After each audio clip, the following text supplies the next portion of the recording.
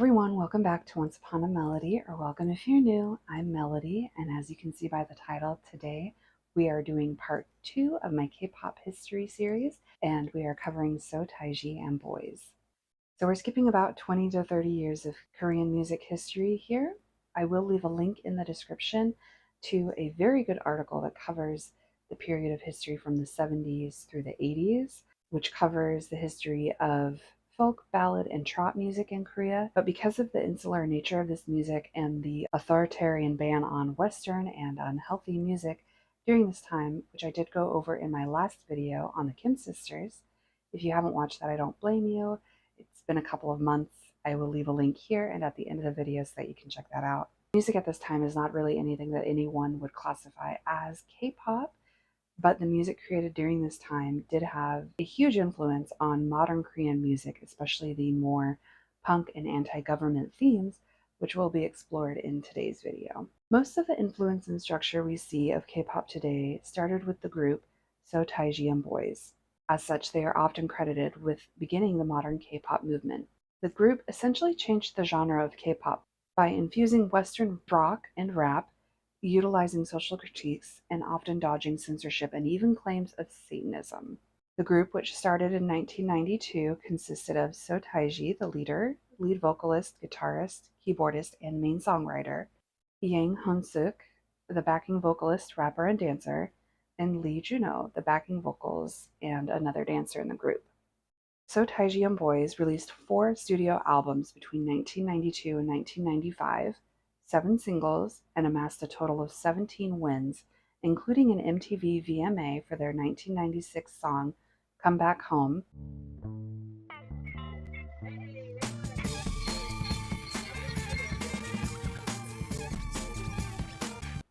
and 4 Golden Disc Awards. Seo Taiji began in a heavy metal band called Sinaway, which is considered one of the first heavy metal bands in South Korea. Interestingly enough, Sinaway was a gateway band for many other famous artists as they passed through the band on their way to create their own groups.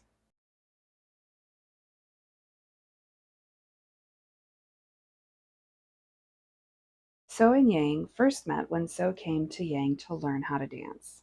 Yang said he was blown away by Seo's music and offered to join his group. They then recruited Lee as a background dancer at first, and after a while, he then became a permanent part of the group.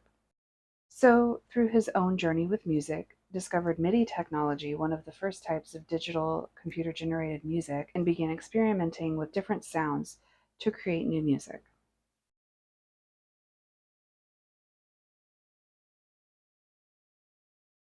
Their mainstream success came as a bit of a surprise to them when, after competing and spectacularly losing on MBC's talent show, they gained the lowest rating from the judges amongst all contestants, but they won a spot in the public's hearts.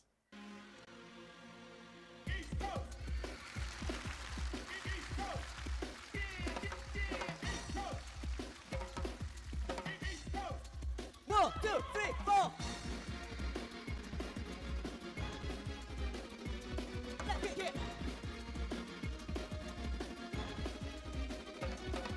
Their song I Know, or Non Arayo in Korean, and self-titled first album sold over 1.5 million copies in the first month of its release. The song also won the group their first Golden Disc Award in 1992. After several decades of such insular music, the Korean public were clamoring for something different. Their second album in 1993, Seo Taiji and Boys 2, turned away from rap and toward heavy metal, combining it with classic Korean folk songs. Hayoga, or Anyhow Song, won them their second Golden Disc Award and was the first double million selling album in South Korea, but it also brought controversy to the group.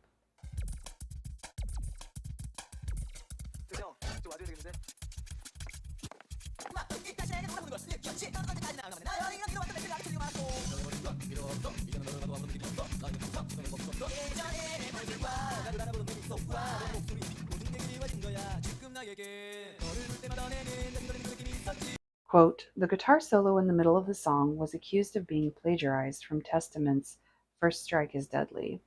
The guitar soloist for the song, Lee Tae-sop, mentioned in an interview that the solos arpeggios interpreted Scandinavian folk songs which had no copyright. Solos for both of these songs are amazing,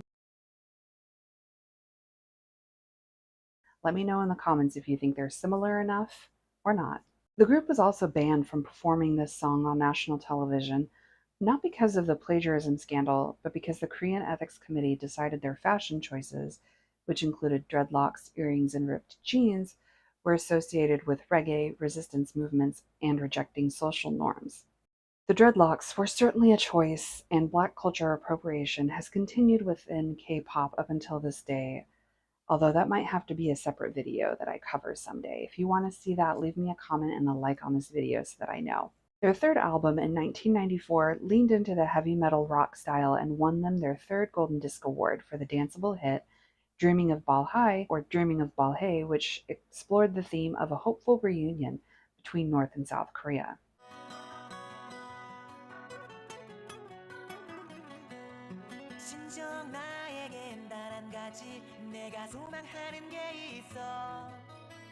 갈려진 땅의 친구들을 언제쯤 볼 수가 있을까 망설일 시간에 우리를 잃어요 한민족인 형제 우리가 성악을 견디고 있고 우리가 만든 큰 욕심에 내가 먼저 죽는 걸 진정너는 날 부르나 전 인류가 살고 죽고 너처럼 그날을 잊었던 건 아니었겠지. Classroom Idea stood out on this album with its influences from groups such as Rage Against the Machine and the Beastie Boys.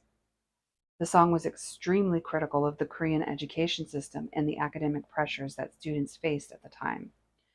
This song was also banned from being played on TV and radio because of certain lyrics in the song being anti-government and anti-education. The lyrics that had to be removed according to the Ethics Committee were as follows, and this is a translation, of course, so it may not be perfect. Every morning you lead us into a tiny classroom by 7:30, forcing the same things into 7 million heads of children around the country. These dark, closed classrooms are swallowing us up. My life is too precious to be wasted here. And of course, in addition to all of this, they were also accused of backmasking satanic messages into their songs, as many musical artists of the time were. BTS performed the song on national TV for a special celebration of the 25th anniversary of the group in 2017. I will leave a link down in the description below so that you can check that performance out. It is very good. Their fourth and final album included the songs Regret of the Times and Come Back Home and was released in 1995. Come Back Home was heavily influenced by the groups Be Real and Cypress Hill and was a hit with their alternative rock sound and shout singing, which reminded listeners of House of Pain's Jump Around. Again, another song that was banned on the album was Regret of the Times because it criticized the government, with such lyrics as, "Gone is the era of honest people. I wish for a new world that'll overturn everything. I hope I can avenge the grudge in my heart tonight." The backlash against the banning of this song from fans was so impactful that the system of pre-censorship was abolished in June the following year, 1996.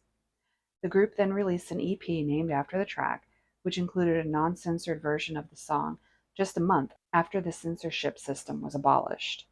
Seo Taiji retired from the band and moved to the US in January of 1996. Lee later stated that Seo had made this decision while the group was recording their fourth and final album. The disbandment was a shock and disappointment to their fans, and a compilation album titled Goodbye Best Album was released later that year.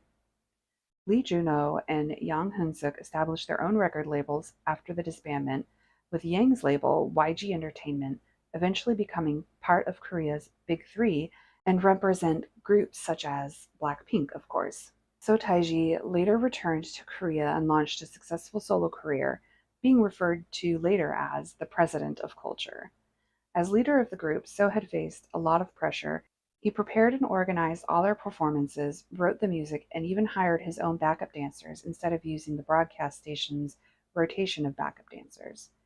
He also had collaborated on covers of his old songs with big names such as BTS, like I mentioned before. They performed a mashup of the song Classroom Idea with the song No More Dream, as they both explore ideas critiquing the Korean education system. Unfortunately, as of 2021, Lee Juno had faced criminal charges and was also serving over a year in prison after being found guilty of sexual and fraud. However, the group's music, fashion style, and choreography still influences K-pop groups to this day, and their somewhat shocking lyrics have opened the way for more liberal music in today's K-pop culture. Overall, they were a huge influence on the K-pop groups of today, and I do hope that you go and check their music out if you haven't listened to it already. Thank you so much for watching this video today. If you've learned something, please leave me a comment down below and a like on this video. If you're new to my channel, please go ahead and subscribe, turn on notifications. I promise it won't be another 2 or 3 months before I post the third part of this history series, which will be diving into the later 90s. So I'm very excited for that. And if you don't want to miss out on that, make sure that you stick around. So thanks again so much for watching this today. Don't forget to eat something, take your medicine, drink some water if you haven't done those things yet. And I will see you all in the next one. Bye.